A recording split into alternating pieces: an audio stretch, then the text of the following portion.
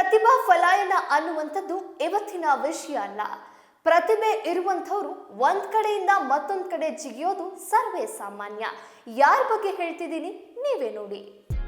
ಅದರಲ್ಲೂ ಕನ್ನಡ ಚಿತ್ರರಂಗದ ನಾಯಕಿಯರಿಗೆ ಪರಭಾಷೆಗಳಲ್ಲಿ ಈಗ ಭಾರಿ ಡಿಮ್ಯಾಂಡ್ ಇದೆ.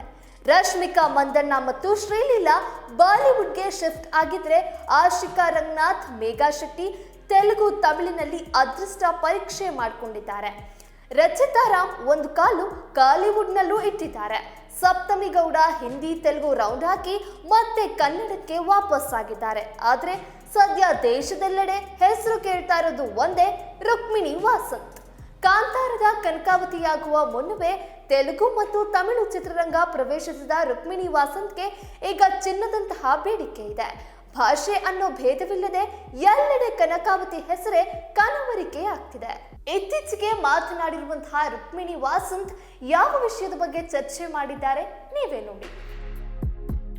ನನ್ನ ತಂದೆ ಸೇನೆಯಲ್ಲಿದ್ರು, ಕಾಂಟೋನ್ಮೆಂಟ್ಗಳ ನಡುವೆ ಸಂಪರ್ಕಕ್ಕೆ ಹಿಂದಿಯನ್ನೇ ಬಳಸ್ತಿದ್ರು.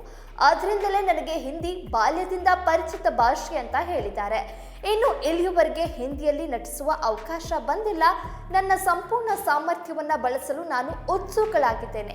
ದೇವರ ದಯೆ ಇದ್ರೆ ಇದು ಶೀಘ್ರದಲ್ಲೇ ಸಾಧ್ಯವಾಗಬಹುದು ಅಂತ ಹೇಳಿದ್ದಾರೆ. ಈ ಮಾತುಗಳನ್ನ ಆಡುವ ಮೂಲಕವೇ ಬಾಲಿವುಡ್ಗೆ ಪ್ರವೇಶ ಮಾಡುವುದಕ್ಕೆ ಹೆಬ್ಬಾಗಿಲು ತಟ್ಟಿದ್ರ ರುಕ್ಮಿಣಿ ವಾಸಂತ್ ಅನ್ನುವಂತಹ ಪ್ರಶ್ನೆ ವ್ಯಕ್ತವಾಗ್ತಿದೆ.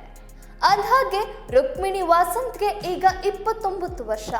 ಕನ್ನಡದ ಬೀರ್ಬಲ್ ಚಿತ್ರದ ಮೂಲಕ ಚಿತ್ರರಂಗಕ್ಕೆ ಬಂದ ಅವರು 6 ವರ್ಷಗಳಲ್ಲಿ 3 ಭಾಷೆಗಳಲ್ಲಿ ಅಭಿನಯಿಸಿದ್ದಾರೆ. ಸದ್ಯ ಯಶ್ ಅಭಿನಯದ ಟಾಕ್ಸಿಕ್ ಹೊರತುಪಡಿಸಿ ಬೇರೆ ಯಾವುದೇ ಚಿತ್ರವನ್ನ ಒಪ್ಪಿಕೊಂಡಿಲ್ಲ.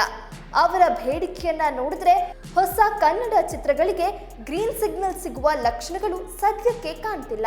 ಹೀಗಾಗಿ ಕನ್ನಡ ಅಭಿಮಾನಿಗಳಲ್ಲಿ ಒಂದು ಪ್ರಶ್ನೆ ಎದ್ದಿದೆ. ರುಕ್ಮಿಣಿ ವಾಸಂತ್ ಕೂಡ ರಶ್ಮಿಕಾ ಮಂದಣ್ಣ ಮತ್ತು ಶ್ರೀಲೀಲಾ ಅವರಂತೆಯೇ ಪರ್ಮನೆಂಟ್ ಆಗಿ ಪರಭಾಷೆಯಲ್ಲೇ ಸೆಟಲ್ ಆಗ್ತಾರಾ ಅಥವಾ ಮತ್ತೆ ಕನ್ನಡ ಚಿತ್ರರಂಗಕ್ಕೆ ಆದ್ಯತೆ ಕೊಡ್ತಾರಾ? ಈ ಪ್ರಶ್ನೆಗೆ ಉತ್ತರ ಸಿಗೋದು ಮುಂದಿನ ದಿನಗಳಲ್ಲಿ.